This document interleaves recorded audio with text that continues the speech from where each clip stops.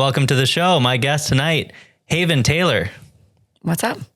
Thanks for coming. Thanks for having me. Can you tell everyone a little bit about yourself? Yeah, absolutely. My name's Haven Taylor. I'm a professional poker player. I'm married. I've been with my husband for 7 years. I'm a mom. I got a teenage boy. And I reside mostly in Calgary, but travel a lot for poker. Yeah. Thanks for having me. Thanks for coming. Yeah. How does someone even become a professional poker player? How did you start? Slight mental instability. Like a good start. No, I played poker for a long time. I loved the game. From what I know, you also like to play some poker. I'm going there, playing, having fun. And I moved to Calgary 15 years ago, and I was playing like a little bit before then, but when I got here, you guys had like a lot of awesome casinos.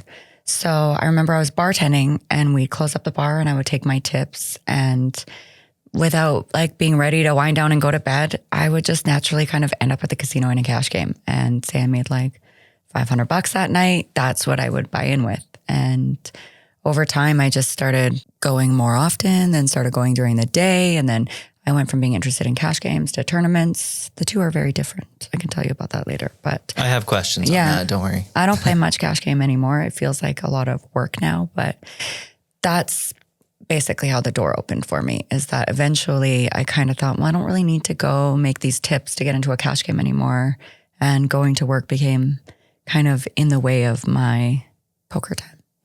How did you get good enough to play for money at first? I know a lot of people, they want to play poker. They go drunk into Cowboys and lose all their money. How did you practice? Yeah, no, of course. I like to compare it often, believe it or not, to learning how to become a doctor. Like, it has costed a fortune to learn how to be good at poker. And I still have so much to learn. Like, you can use the term professional poker player so loosely because yes, it's how I make my living. And luckily enough, at this stage in my life, I can choose when I play, but you're always paying to go to work. And there can be really high highs and low lows. And there's a lot of things to learn to ensure that you can continue to play poker to pay your bills, because there can be a really long time without making money. You can statistically like not cash, 30, 40 tournaments in a row. And if you're a career tournament player, that's going to be really bad for your bankroll. So it's tough. How did I get good? Like I said, like going to school to become a doctor or a lawyer, the classes I was taking were really, really expensive. I was paying the pros like $1,000 an hour to coach me one-on-one. I was buying like $5,000 courses.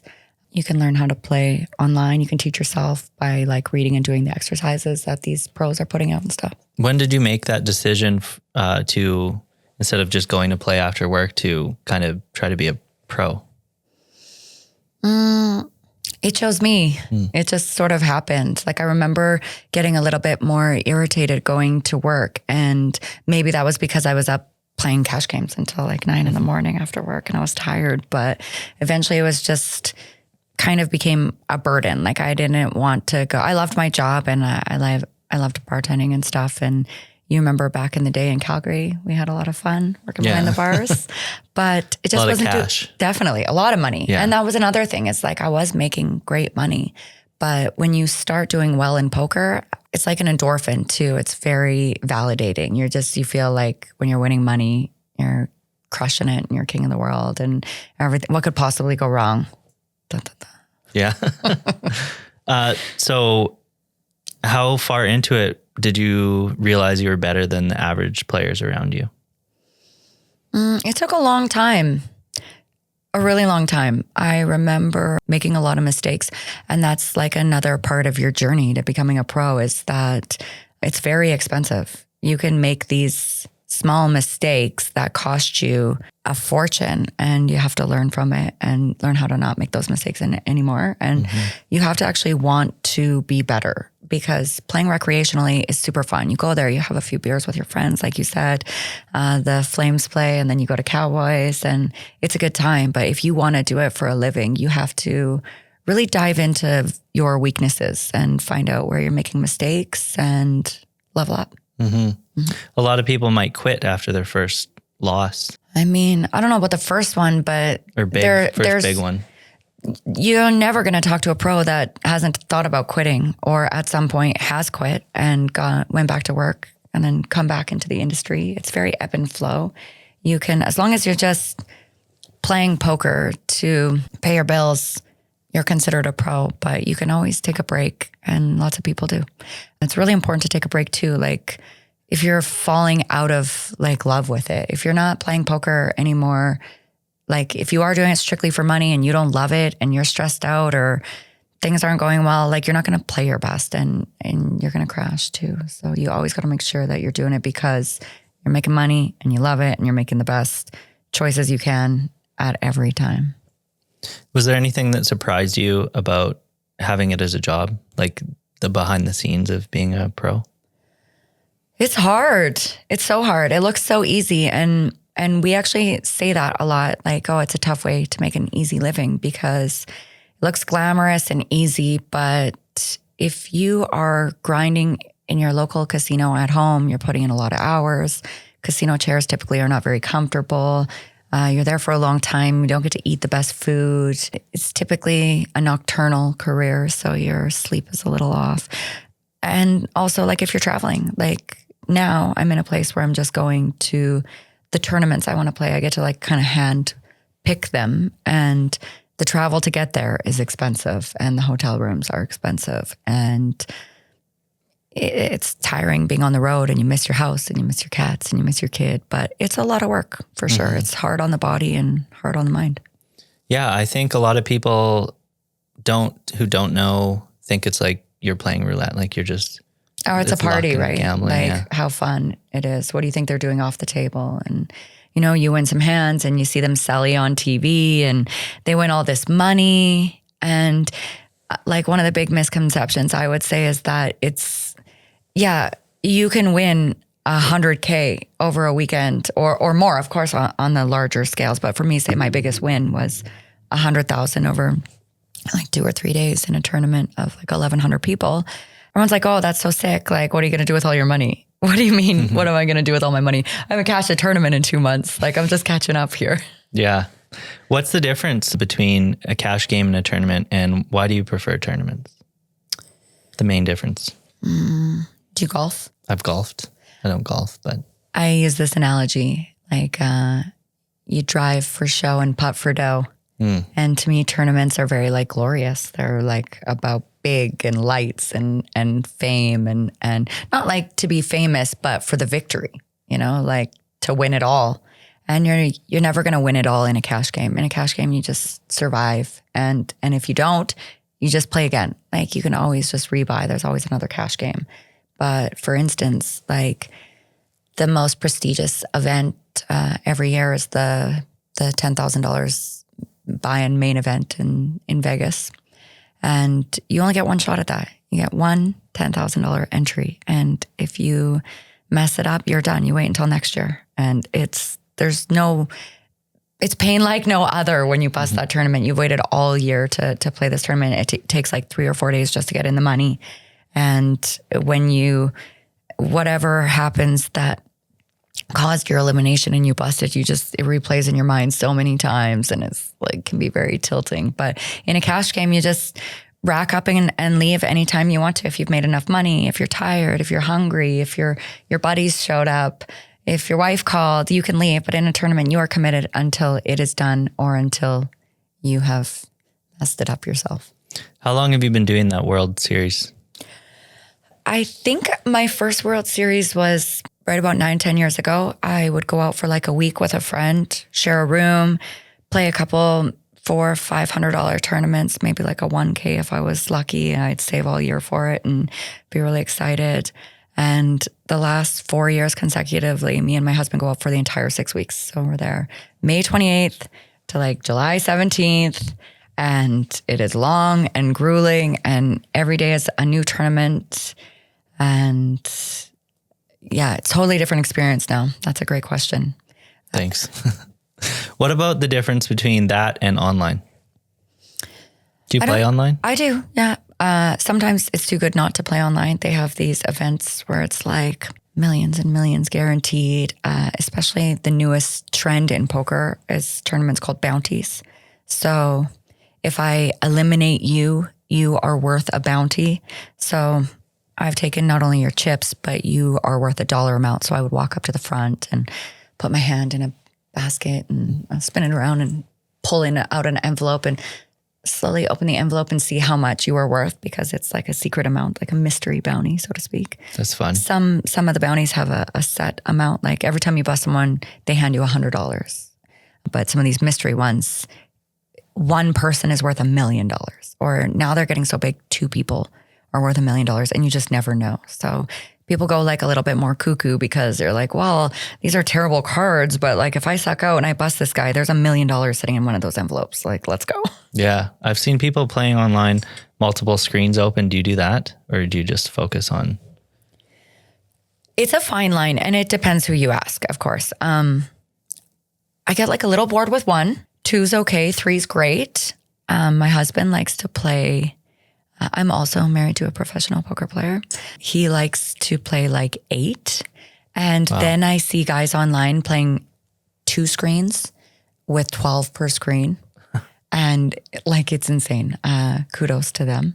I can't imagine they're playing them all to their best. You're kind of just like going through the motions at that point. But yeah, these people mostly are really profitable, so they must be doing something right. But my brain is not doing that. No, couple. Is there any common mistakes you see or hear from people when they switch between live and online formats, or even cash and tournament?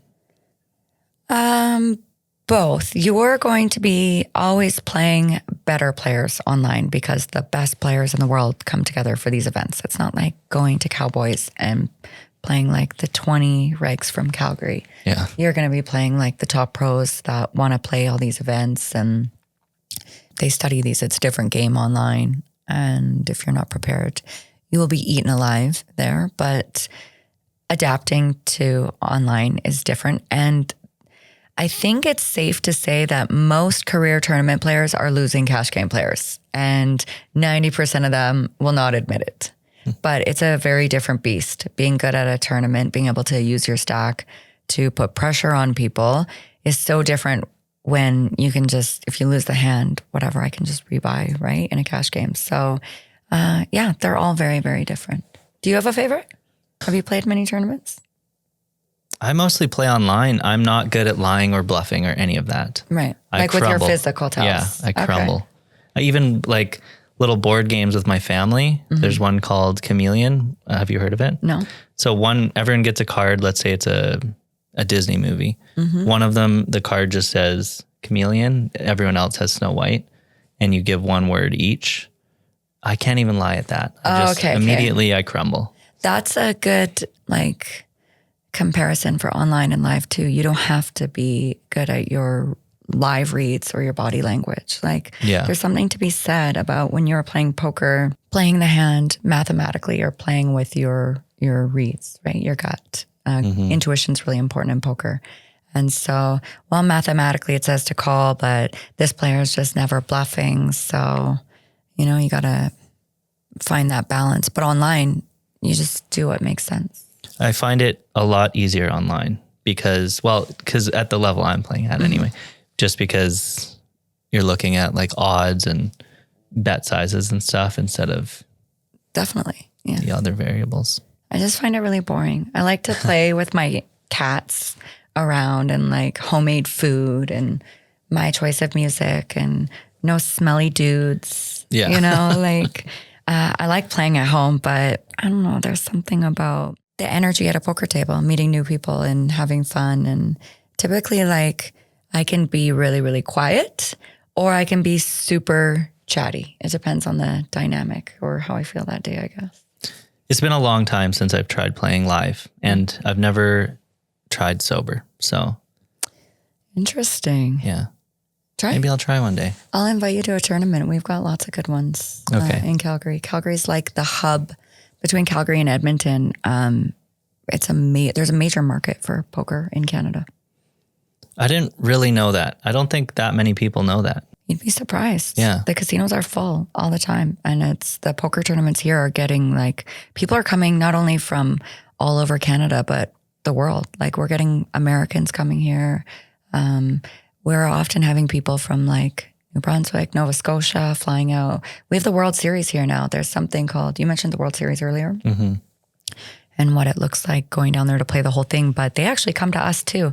They put on a circuit event, and they do them like all over the world. Sometimes they're in the Bahamas, sometimes they're in Montreal, sometimes they're in Florida, but they come to Calgary like 2 or 3 times a year.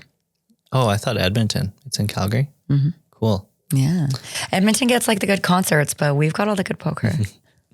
What of the formats is the least forgiving when you make a mistake? Or which one punishes the quickest? I mean, I guess for me, I would say I think it would be tournaments, because if you're in a place where the registration is closed and you can't get back into the event, there's a way to play where the people with more chips will put pressure on the people with less chips, because they don't want to bust and they want to survive and they want to make the money. Or if they have made the money, they'd like to do what we call laddering up and make the next pay jump, because in a tournament, the person that busted before you always gets a little bit less, right? Until the final man or woman standing takes it all. So you can put pressure on smaller stacks. I remember can I share a story? Yeah, of course. I remember my first main event. So I've played the 10K main like 5 years in a row now. And I remember the first year was terrifying, not only because $10,000 American is like almost 14 right now. And it's a huge chunk of a lot of people's bankrolls. But like I said, you only have one shot, and the pressure is on the people you're going to be playing with. It could be anybody. It could be like you made a bet with someone that you wouldn't go play it and you lost, and here you are sitting next to me. Or you could be playing like a couple of years ago, my best friend sat next to Neymar Jr. all day. Like, how cool is that? Really cool. So cool. He looked at him and he was so cool. He looked at him and he's like, hey man, like my kid's a huge fan. Would you mind like FaceTiming him? He's like, no, of course. So my son's kid answers his FaceTime and is like talking to Neymar. But you can be playing with anyone. And on my first year, I sat down and I remember being shaky and nervous. And the guy on my direct left, his name is Mikita Badziakowski. Probably said the last name wrong, but today I think he's earned like $65 million playing poker. Like in comparison, I have made 1 million and he has made 65 million. Like it's insane. Good work though. $1 million is good. It's not bad, right? But no, this guy's crazy.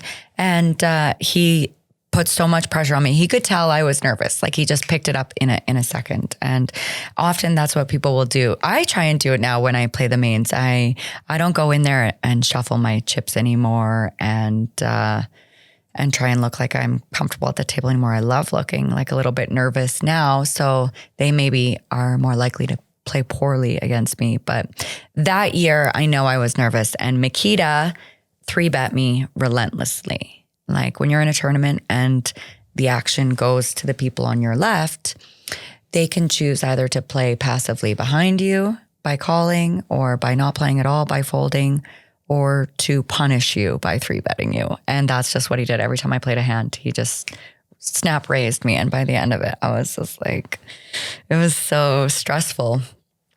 But I think my answer would be tournaments. You can really make people shiver. What are the hours like? I saw someone online saying they go sometimes 6 days. The people can't afford to stay for the whole length of a tournament. How long do they go for? What do you normally play in?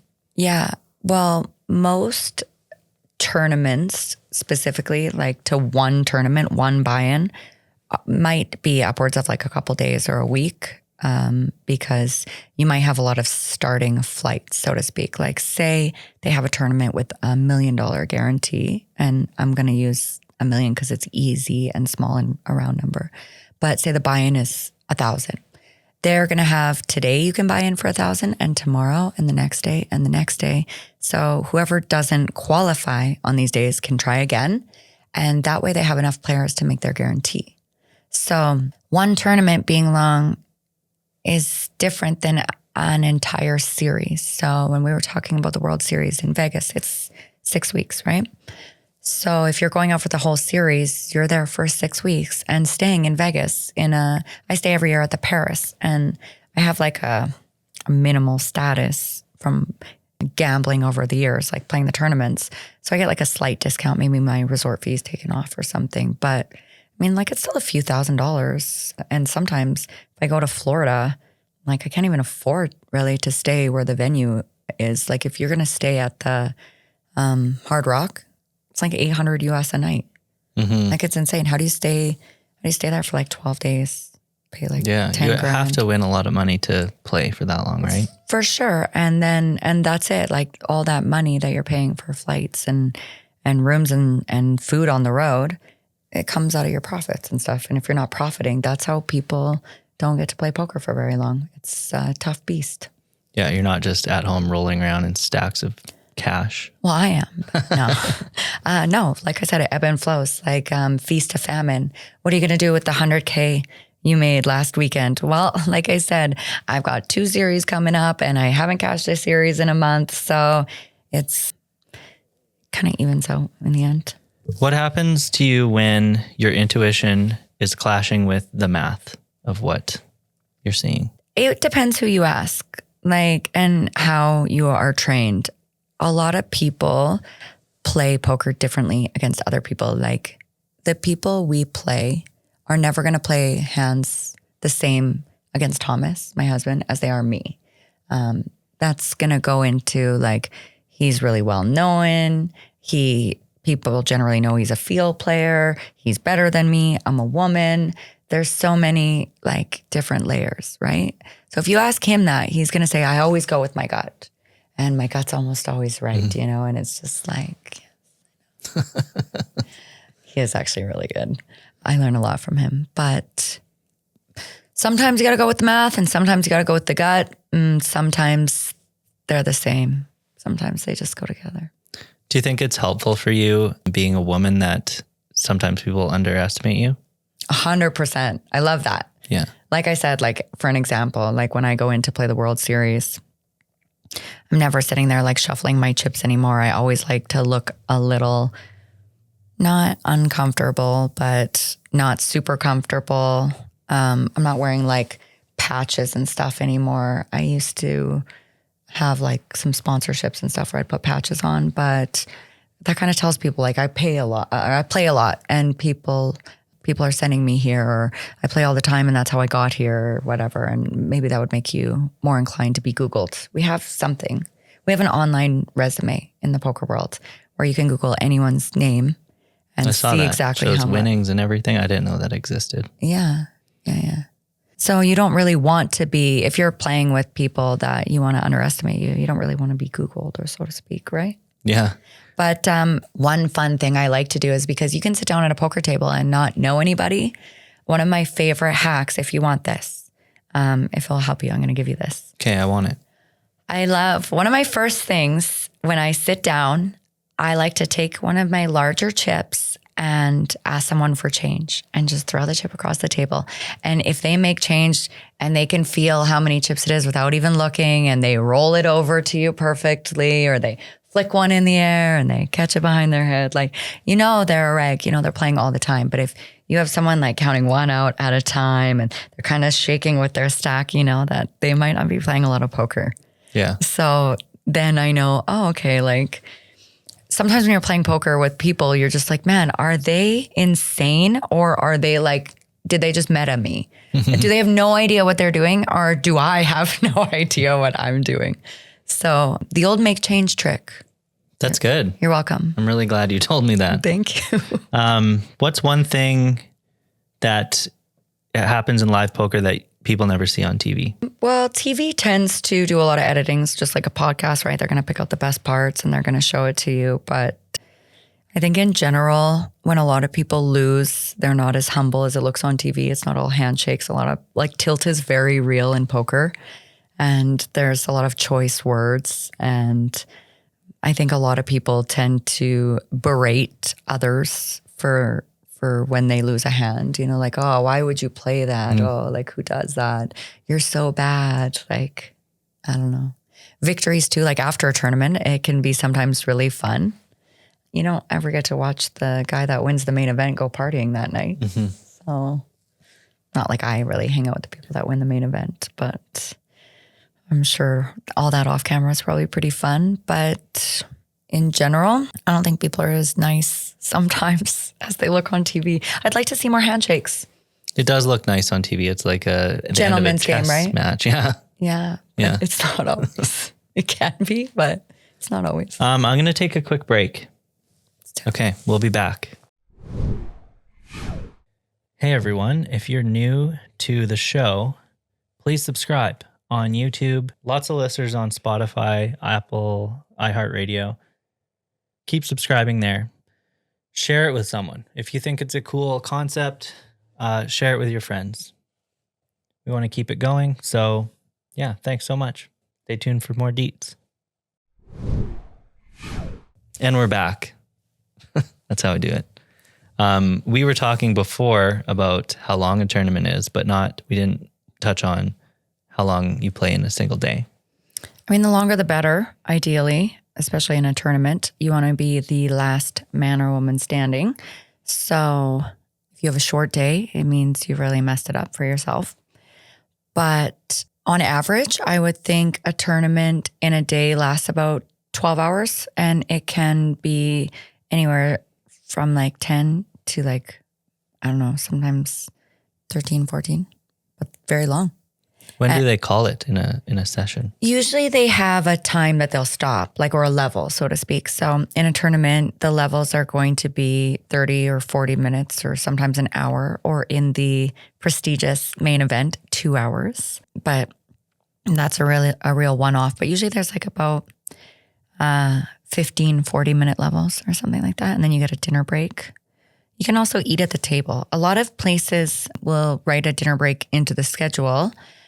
It's not my favorite because it makes the day go a little bit longer, and I'm totally comfortable with eating at the table, and I don't gamble like in the pits. So say we have a dinner break, a lot of poker players are going to go like play blackjack for a bit or baccarat. And I don't like to play those or slots or anything like that. You'll never catch me doing those because I don't know. I like to gamble, but I consider poker skilled gambling.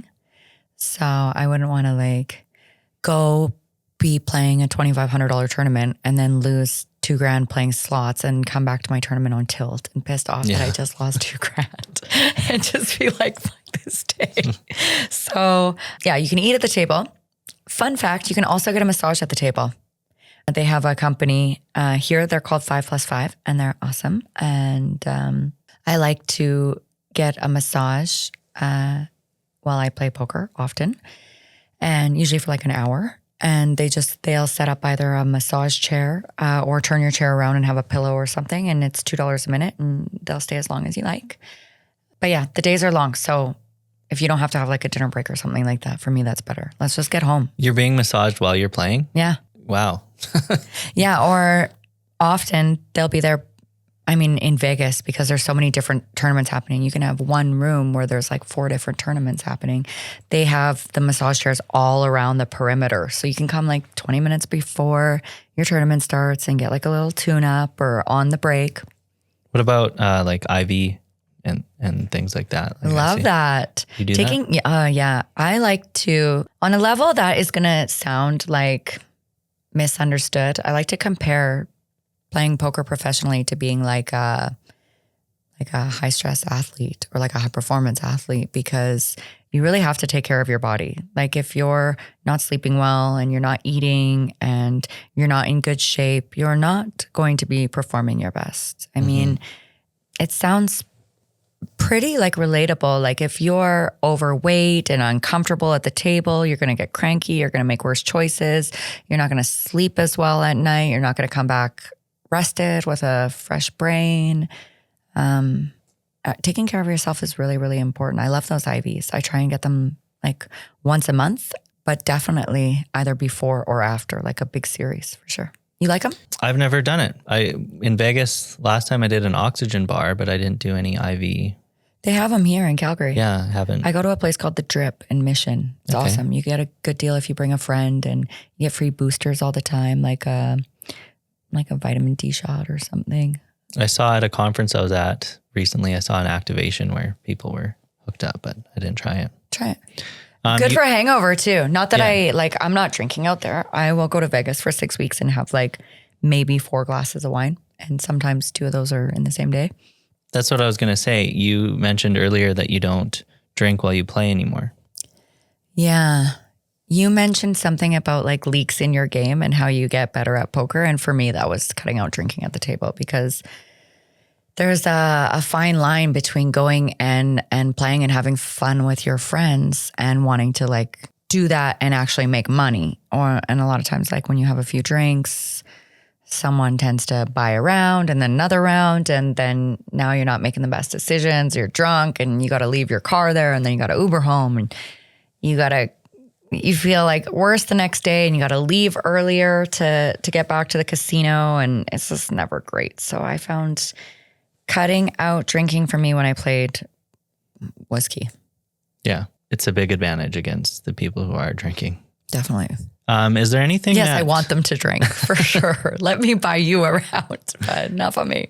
Is there anything that poker has brought to your life outside of poker that would be surprising or to someone?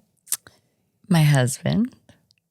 That's pretty cool. Yeah. We met playing poker, and it's amazing. I love being married to him and getting to travel with him and do this life together. So on a level outside of playing, it's like fulfilled my personal life. Like we do pretty well financially, so I get to travel a lot more and stuff, and also getting to incorporate poker into fun. Like when I say I get to like handpick the tournaments that we play lately, it's like last year I heard there was a series in Malta. So I'm like, let's go to Malta. And he's like, what's a Malta? I'm like, well, let's go find out. I don't know. And we didn't get to see as much of Malta as I wanted, because I ended up getting second in the main event and final tabling the high roller, which is just a couple of sick breaks. But it's a fun story that like I wanted to sightsee and explore, but I was too busy luckily doing well that series. But then we took a ferry to Sicily and we hopped on the train to Rome, and we slept with like 60,000 euros under our pillow from like crushing it in the game. And you just never know what kind of adventures you're going to go on. So being able to incorporate working with play is awesome. Yeah, that sounds like an adventure. You also told me the other day about that charity. So it's not all just in your pocket. You're giving back. Can you tell me more about that? Yeah, I'm a huge believer, not like in karma, but in doing well and giving back. Like if you can give back, you should, right? And Calgary is like a prospering city, and we have a lot going on here, but we also have like a lot of struggles here. And there's a lot of underprivileged inner city kids that need our help. So actually, I met a guy playing poker who introduced me into some charity work that he did. I fundraised with him for a couple years, and then he moved to Mexico, so I kind of took it over myself.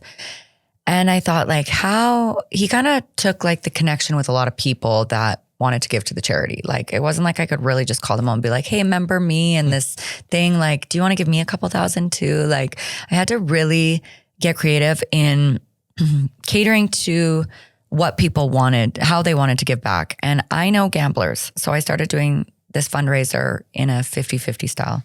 So I've done that. I think this is my 6th year, and every year it just becomes bigger and bigger. And last year it was like, I don't know, just over 24,000 or something.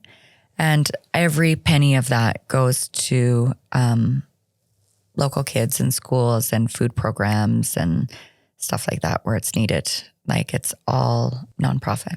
Yeah, I've seen it over the years. I love a good 50-50. I'm going to be hitting you up for sure. Yeah. I love 50-50s. Yeah. I don't know. I feel like I win a lot of 50-50s. You do? Yeah. I know one guy that won the Calgary Flames one twice. Wow. Like I am a season's ticket holder to our Flames, and I buy tickets every single time, and I've never won it.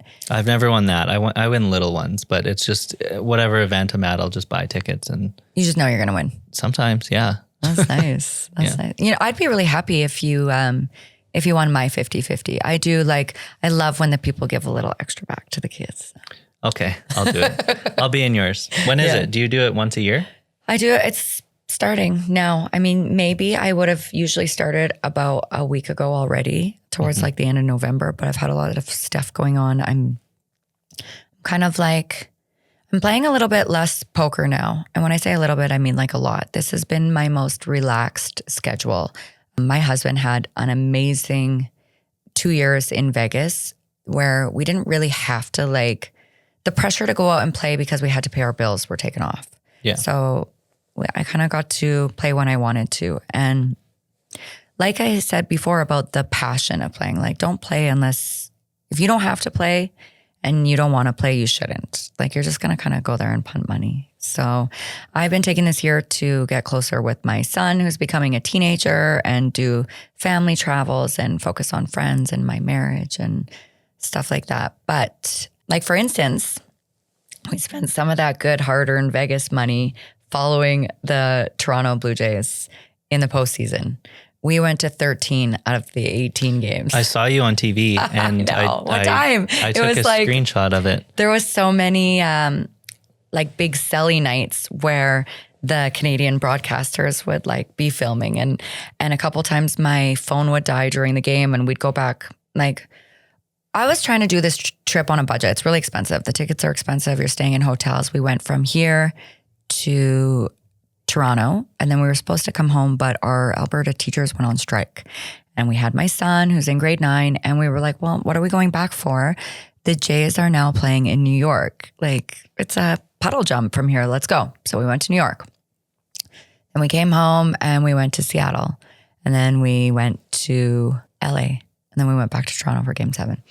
But it was so fun and we were trying to ball out on a budget, staying in these like questionable rooms in the Bronx and stuff. So a couple times we'd like leave the game and have to like hide our jersey because New York is like, you go there wearing our colors and their team loses and it can get like really rough out in the Bronx. So I'd plug my phone in my like shitty hotel after like the best night of my life when the Blue Jays beat the Yankees. And I turn my phone on. I have like 300 messages of people like, I saw you on TV. And I'm like, what? And I'd see all these screenshots and we're like going ballistic and it was super fun. That wasn't even the time I saw you on TV. I saw you on TV in the Jays bullpen when the ball was coming near you. Game 7 and 2 balls. Yeah. Oh, yeah. Yeah. So, yeah, I didn't know we were going to go back for game 7, but we got really lucky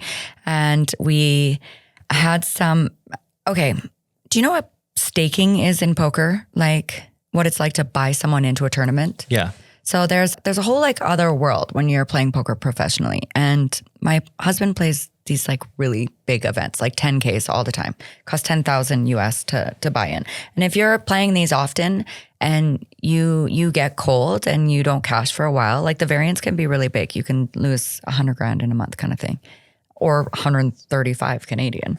So the swings can be really big. So sometimes when he's playing these larger events like the 10Ks, we sell a little bit of action, it's called. So somebody might be interested in buying 30% of him for the 3,000, and some people charge a markup. So they're like, well, this player is really good, so you're going to give me 4,000, but you're only going to get 30%. So you should be giving me 3, but I'm going to pay you an extra 1,000 because you've got a good ROI. Your return on investment is solid. Okay. So my husband gets 3,000 out of the 10 for his buy-in, and whatever he wins, 30% of it goes to this investor. So in the summer in Vegas, when he's playing like a lot of these bigger events, he played a 25K, 50K. We sold some of his poker action and he did really well. And this guy from New York bought some of it and made a lot of money off my husband. So he wanted to do something nice back for us. So he said, if you come to game 7, I'm going to get you some good tickets. So I was at a Halloween party when game 6 was being played. We were with our family and friends and stuff, and they lost. So they had to play again like the next day. And my husband looked so sad on the couch. I looked at my niece. I'm like, go see what Uncle Thomas is doing. She runs over and she's so cute. And she's like 6 years old. And she comes back and she's like, Uncle's looking at flights on his phone. And I'm like, of course he is. I'm like, what's happening? It's like, we're we're leaving right now. We're going to Toronto on the red eye. We're going to game 7. And so this guy that made a bunch of money off my husband playing poker bought us these insane seats. They were like $5,000 a pop. So insane. $5,000. Yeah. How can like a normal family afford to, I would never have gone and paid that if it was my own money, but it was row 1 of the bullpen. So I was like getting like sweat on by like Kirk and Mad Max and Trey Savage. So cool. It was so cool. But anyways, two balls. And they were caught by the people sitting right next to us. And the guy that bought us these tickets were like, honestly, I was going to buy you seats 1 and 2, but I got to use seats 3 and 4 because they were like more in the middle of the bullpen. And I wanted you guys to have a better view. But a father caught one of these home run balls. The son caught the other, and they're each worth over $1 million right now. And the photo you got is like my husband's hand, like touching the ball. Yeah. So insane. Yeah, once in a lifetime for sure. Wow. So being married to a poker player, do you study together? How does that work? Is it an advantage for the two of you? Yeah, definitely we do. And he's so good. So I'm always learning things from him. But I mentioned before that I had like paid for lessons and stuff in the past, and like really expensive one, like $1,000 an hour for one-on-ones is crazy. People always say like, why don't you just ask your husband how to play? Like he's the GOAT, but we don't always like see eye to eye. And also we play a little bit differently and people play us differently. So sometimes when we talk about hands and I'm like, well, I did this because it's not going to have the same effect as you doing it. Like if I cold 5-bet jam on someone, they are just going to like always think it's aces, whereas he's capable of doing it with a wide variance of hands. So we talk about hands and we disagree on them sometimes, but generally it comes down to he's mostly always right. He's better than me. He makes way more money than me. And yeah, usually he just knows. But we read books together and stuff. We've like read out loud poker books and done some of the studying together and looked over solvers. But he's a field player, like I said. Like he goes with his gut all the time. And that's just something you can't teach. Like when we talk about hands and I tell him like, I messed it up. I went with my gut. This is what I thought I should do. And I did it. And now here I am watching you play. He's like, I'm just proud of you for going with your gut. Like once you find your inner friend and listen to them and they're right more, you've made it. Do you ever end up against each other? We have the coolest story about like us playing together is we've got down to like the last 4 people out of like 600 or 700. So that's crazy. There's only 4 of you left. And of course the other 2 hate their lives because they're like, well, these 2 are married. Like they're probably not going after each other like super hard, but we have a really great reputation in this community for not being cheaters. We have busted each other several times.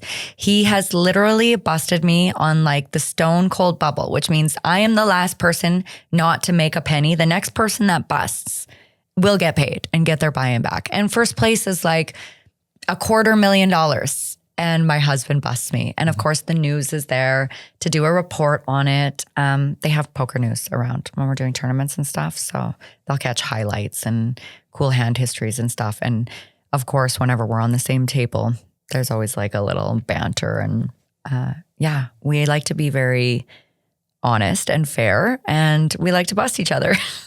Good.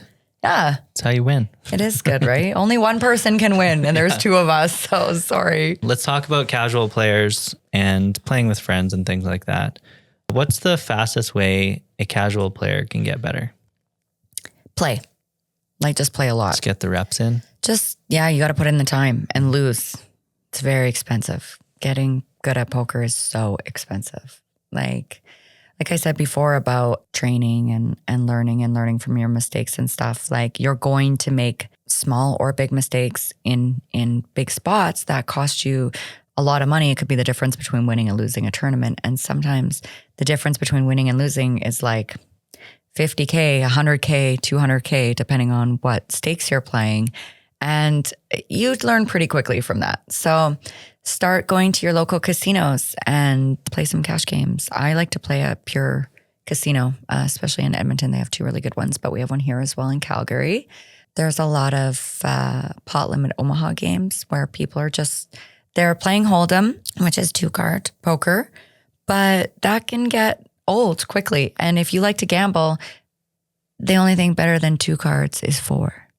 So they're learning too. And you're not always sitting there playing with a bunch of professionals. In fact, more often than not, you aren't playing with a lot of professionals. You're mostly playing with people like you that have just got started somewhere and they're just making mistakes and having beers and having fun with their friends too. So just go put in the time. And when you lose a lot of money, ask yourself what you did and maybe write it down. Something that really helps. And me in particular, I was really lucky to have friends good at poker already. When I got into this scene, I immediately clicked with people that had been playing for a long time and they wanted to help me. But if you don't know anyone playing poker and you don't make friends quickly, like who are you going to ask? It's tough. You can buy these online softwares where you study charts and stuff, but you got to get yourself some poker friends and you got to go put in the time. Is there any advice you hear people give that's overrated? Limpin' is pimpin'. Okay. Do you know Daniel Negreanu? Do you watch his podcast, Reynold? I don't watch his podcast, but I know him for sure. Yeah. I don't actually watch his podcast either, but lots of people do. And I don't know. I think people in general like to play passively. And maybe if you're playing too passively or you're playing stakes a little bit higher than you should, like bankroll management and swimming in the pond that you can touch the ground in, so to speak. Like if you can't swim, you don't jump in the deep end. So you don't want to go play a $10, $25 cash game when you should be playing maybe 50 cents or $1. So play with like people that you're maybe more suited for and don't play too passively. Like play to win, but show some aggression sometimes. You can't just always check, fold. You're going to have to put a little pressure on the people sometimes. How is it different when you play with your friends compared to? Well, in general, there's like no friends in poker.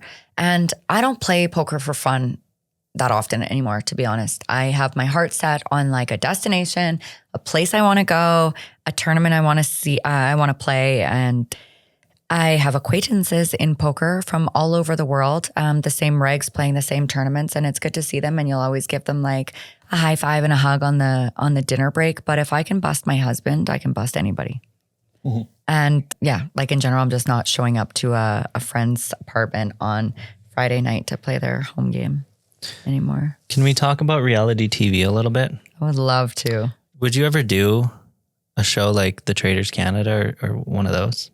I tried to get on The Amazing Race with my husband. We made one application video, which is a fail. Sometimes I heard you have to try like 7 times. Yeah. So we should definitely try again.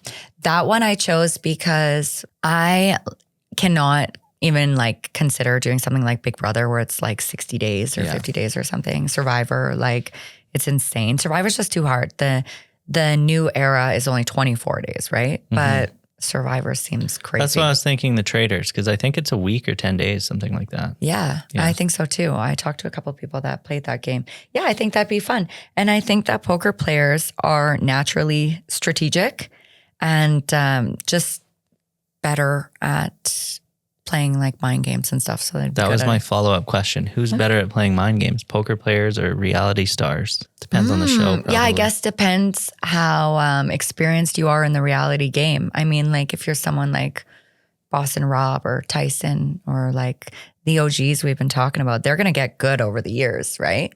And it's funny I mentioned those two. They actually play poker. I've seen them play poker. Lots of reality. There's a large crossover, isn't there? Mm-hmm. I have a couple of friends from poker that have done a lot of reality. I would do it. Something like short and sweet, like get me in, get me out. I'd be really comfortable. I think it'd be fun, but I don't want to be away from my kid for too long. Like I couldn't be cut off from the world, from my husband and my kid and my cats for like 2 months or anything. So the Traders, yeah, maybe I'll go play the Traders. I brought it up because I was in my mind comparing you to Vanessa Russo. Mm-hmm. From Big Brother and from poker. Right. She doesn't play much anymore, but she definitely was like one of the pioneers. She was good at Big Brother. Definitely. I loved watching her on Big Brother. Really and like she was good at poker too. Yeah. When I came up with that question, I forgot that you were really into reality TV. And I was thinking back about your pools and things like that. Yeah. Have you ever played in one of my pools? I don't think so. So I do this thing every year where every season and like now, like every show, like a reality show where we get people and everyone tosses in $100 and we randomly like draw a name. And if your player wins, you win like the $1,600 or whatever. So it's a fun little sweat to see if your players are still in and playing and stuff. I love doing those, obviously. And the interest has gotten so big that we've had to like double pool. Like, oh, we can, okay, fine, we can do 2 of them this season. Well, can I get in on both? Well, that is defeating the point. But I'll do one if there's room. Okay. Survivor 50. Sweet. February. Are you excited for Survivor 50? Yeah, the cast is underwhelming, but I've thought that for a couple other returning seasons. New era. And and then they were good seasons in the end. They know how to do it. They can put it together. It kind of comes together like in the end, I find. Like some of the casting I find like a little questionable myself, but then like we were talking about watching Wednesday's Survivor and I was like, there's only 8 people left and that was finally the best episode of the season. Like we are finally playing Survivor. So yeah, I like that Survivor doesn't have spoilers like Big Brother because of the live feeds. I always get everything spoiled and I'm not watching that. I had to leave all the groups myself. Yeah. And then my husband, it's so funny. He'll always be like, are you spoiled? Do you know what's happening? And I'm like, no. I left the groups. Like, I don't want to be spoiled anymore. It happens to me with my Google homepage now too. I know. Everything is spoiling. You have to like stay off socials if you're not going to watch your show right away. One year I made a big mistake and like announced the winner of the Big Brother like right after the finale. And all my pool people were, we haven't watched it yet. Like, and I'm so sorry. Yeah.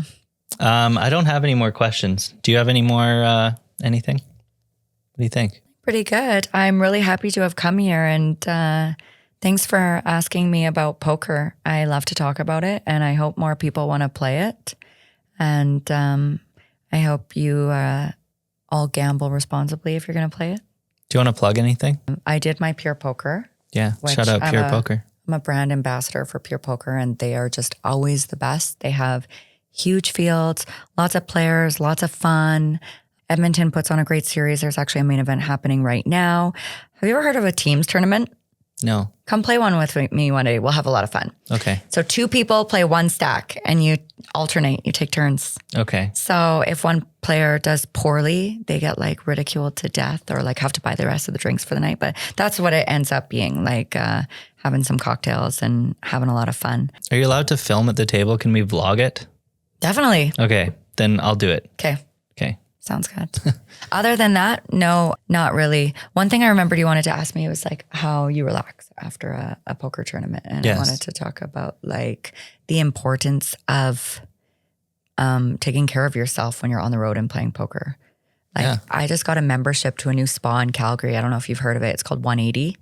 And you go in there and you leave feeling like doing a whole 180. And they've got these saltwater cold plunges and saunas and these massage chairs that are like aliens taking over your body. Like I can do a full workout, which I do. Like I think it's really important for poker players to be physically fit and in good shape because sitting down at a chair for 12 hours, like it's so hard on you, right? So come prepared, being in the best shape you can. But when you're tired and sore from playing poker for a week in a series, like the detox for me is always like the Nordic spa or the cold plunges, the steam, all the things. But float tank. Float tank. Float tank? Yeah. You know who taught me about those? Kevin, actually. Oh yeah. I think I sent it to him once, or I talked to him about it before. But can you imagine if you told him and he told me and it's like changed our lives? I don't know that I told him. I think maybe he went and I said, I do this all the time. Have you done a couples one? I've done them with my husband. I haven't. Don't. We just were like bobbing into each other and like, it was so awkward. I thought that too. I thought it was weird that existed because. Do you like to fall asleep in them? I don't fall asleep, but I'm like, it's like you're in space. Like you don't feel or see. I keep the lights off and the sound off for the most part. They kind of go down slowly, right? Or do you just dive right into the darkness? Right in. After a couple You're a real times. sicko. Well, it's been a while. And I bring people sometimes and they think it's just like a bath. They don't enjoy it. Yeah, there's It takes something a to be while. said about being able to find that kind of meditation.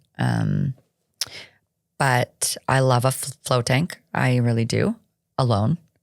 And I love going into the plunges, and I love the massage guns. 180 is in Marta Loop, and they're going to be opening up soon.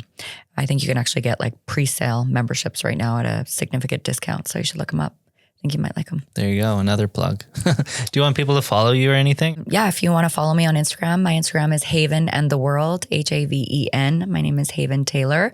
I'm just traveling around, trying to be a cool mom and play some poker in some cool spots. And if that resonates, give me a follow. Thanks for coming. Thanks for having me. I just take these off and it ends immediately. Bye. Bye.